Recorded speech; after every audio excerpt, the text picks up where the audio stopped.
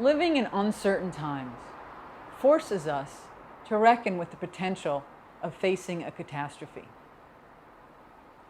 And even when we're not living through a catastrophe, we are often staring down the barrel of one.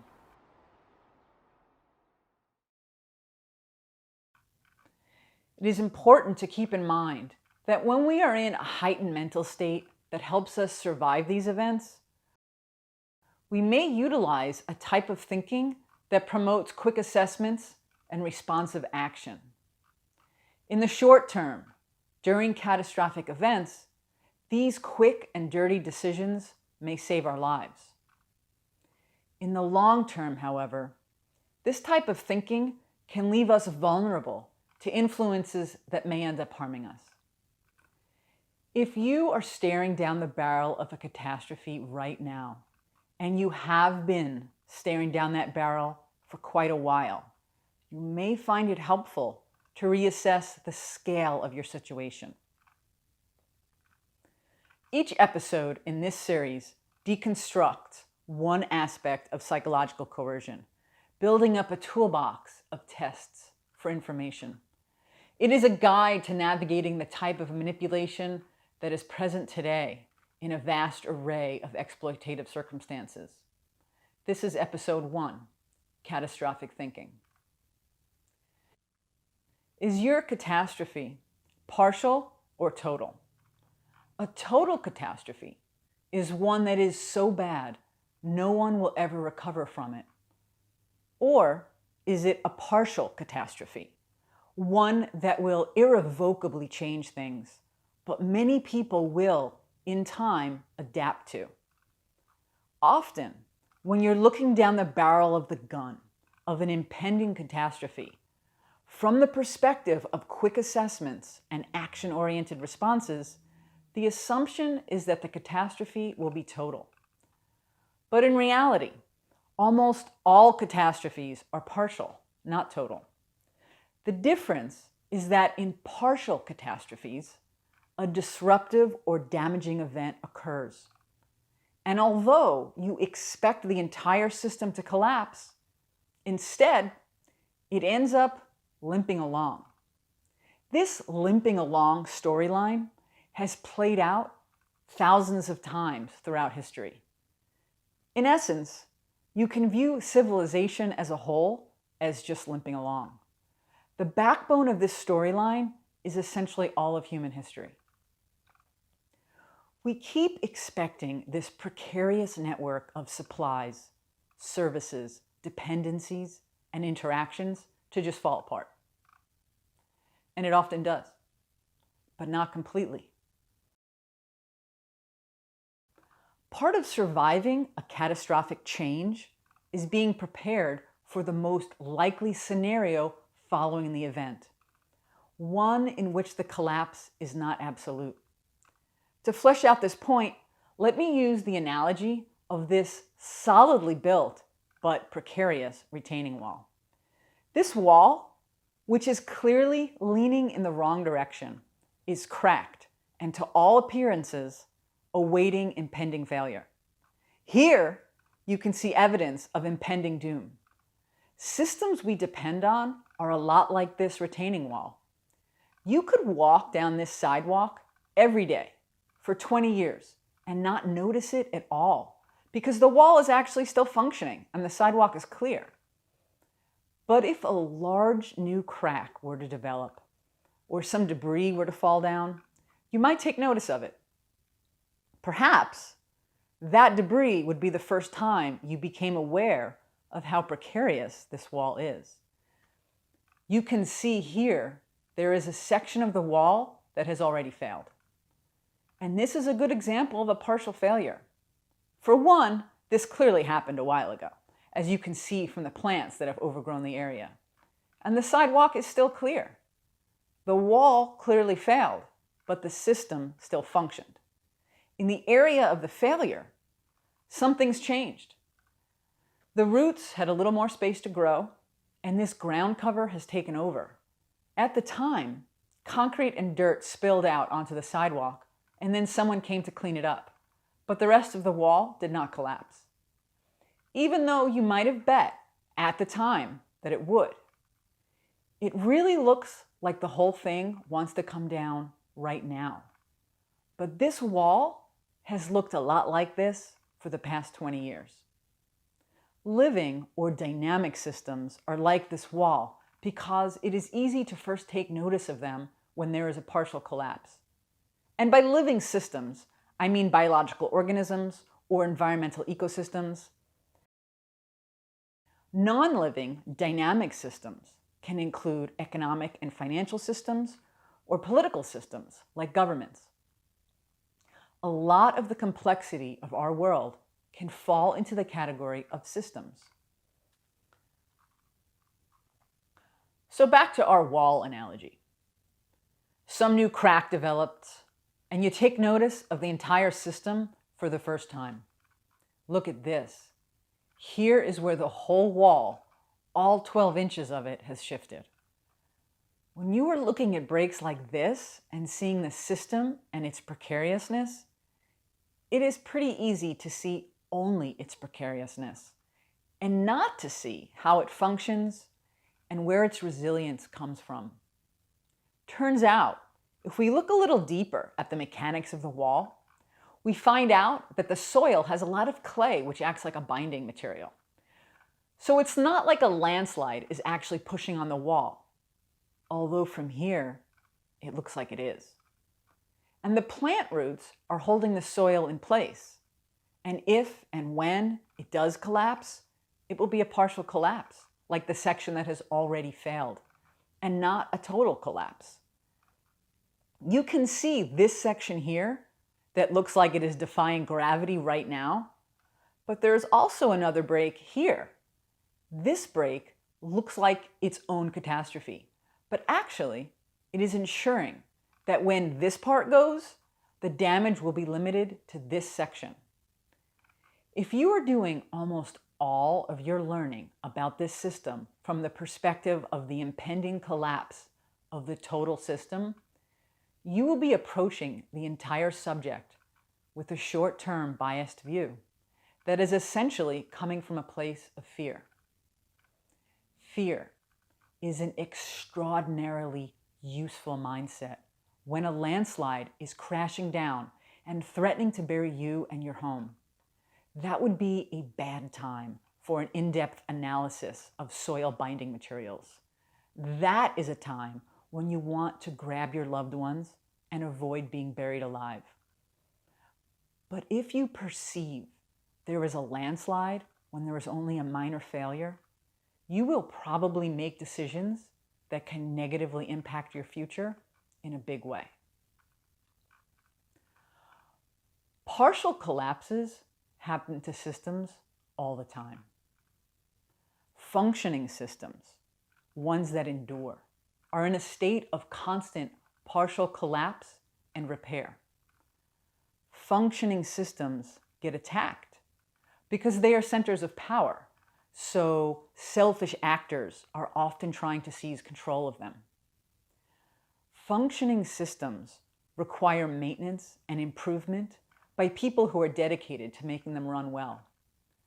Functioning systems are not dwelling in a state of perfection. If you approach a system from the point of learning about it only when it is under siege, you will get a very biased and limited understanding of the strengths of that system. Similarly, if you learned about that system only in a time of peace and prosperity, you would not get a very good idea of how the system responds when stressed.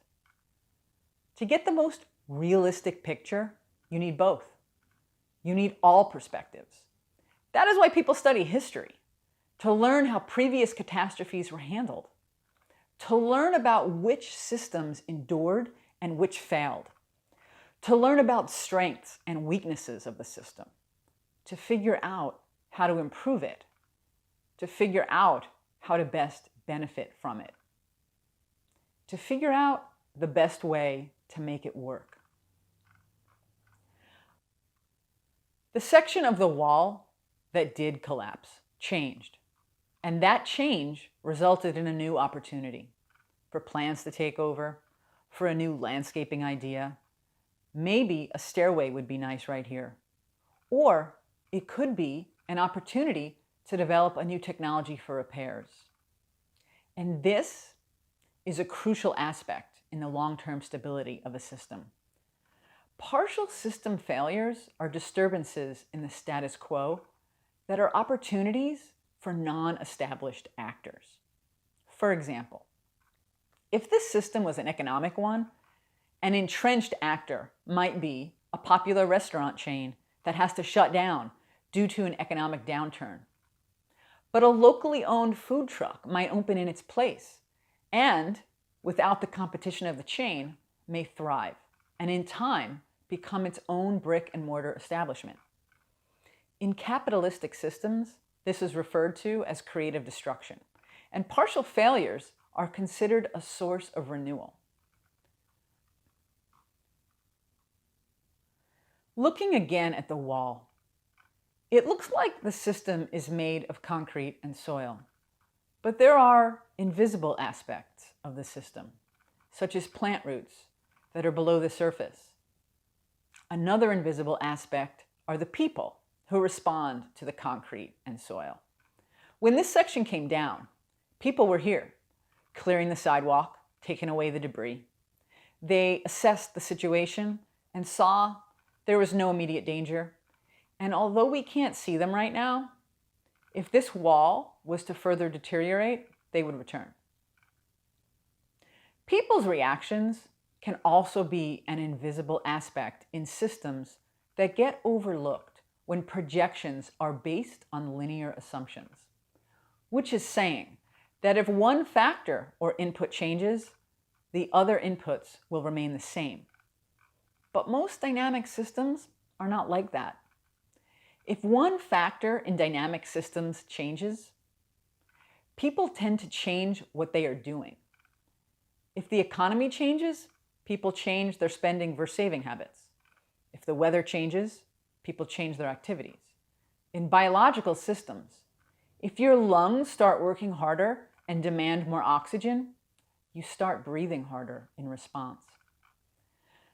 Systems are dynamic in that they are not fixed. They are like living systems in that they are driven by the responses of the humans who are in them. When we see human behavior from the perspective of total catastrophe, we tend to make assumptions about how all humans will behave. And those assumptions often turn out to be wrong. That precarious-looking wall signaled an impending total catastrophe if you first noticed it when there was a new crack.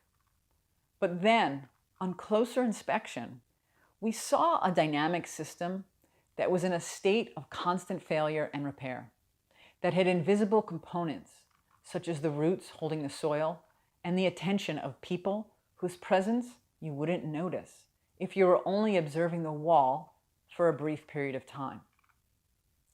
This was something that could have looked entirely threatening and like a very bad situation. But upon closer, patient inspection, it is not as dangerous, threatening, or simple as the situation first seemed.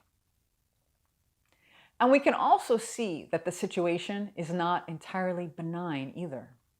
If you went from walking on that sidewalk daily to just now noticing the state of the wall, you can't go back to that state of feeling really safe either. Knowledge of the wall does require some level of awareness on the part of the pedestrian. You can't go back to not knowing anything about another potential partial sidewalk catastrophe. In contrast to this increased awareness of the systems we live in, there is also the instinctive thinking that total catastrophes incubate. If we are thinking assumptively that the catastrophe is total, we sometimes expect and root for the system to collapse. When we root for its collapse, it is usually because we are convinced that the system was rotten to the core and not only not serving the people it is built and supported by, but is actively, severely hindering them. A good example of this is a revolution to overthrow a repressive government. Unfortunately, this thinking often takes place in the same quick and dirty assumptive thinking that we instinctively fall into during catastrophes. This thinking imagines that the power vacuum created by the total collapse will be replaced by a person or a system that is not just marginally better than the previous one, but is close to dwelling in a state of perfection. To the extreme degree that the idea of the total catastrophe, of the wall completely collapsing was, the replacement will be a salvation that is equally extreme, but in the opposite direction. It is seen as purely good. In contrast to the level of awareness about the potential for another partial sidewalk catastrophe, this type of salvation promises that there will no longer be a need for further vigilance on your part. Now that the solution to the problem is found, you don't have to worry about maintaining the system or participating in working on solutions, or even of any threats at all. The replacement system is imagined to be almost dwelling in a state of perfection. In the total catastrophe, perfect salvation storyline, there is often a sense of profound renewal, where the slate is wiped clean. The new salvation is founded from a place of purity. This is a red flag that an oversimplification arising out of a type of reactionary thinking is being cultivated. It can be helpful to recognize when you are being promised an unrealistic amount of goodness, in contrast to the previous system's badness. These are red flags that indicate the existence of psychological coercion because they do not match reality the way we experience it as adults. It does, however, match the type of thinking that we are prone to when confronted with immediate threats and have to make fast, life-saving decisions without too much time to think about them. Where partial system failures are opportunities for non-established actors, such as small business startups and people with new ideas to get a toehold, total system failures are opportunities for saviors promising salvation.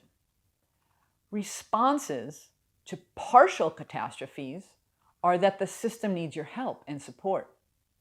Responses to the expectation of total catastrophes are often that the system is now something you need to protect yourself from.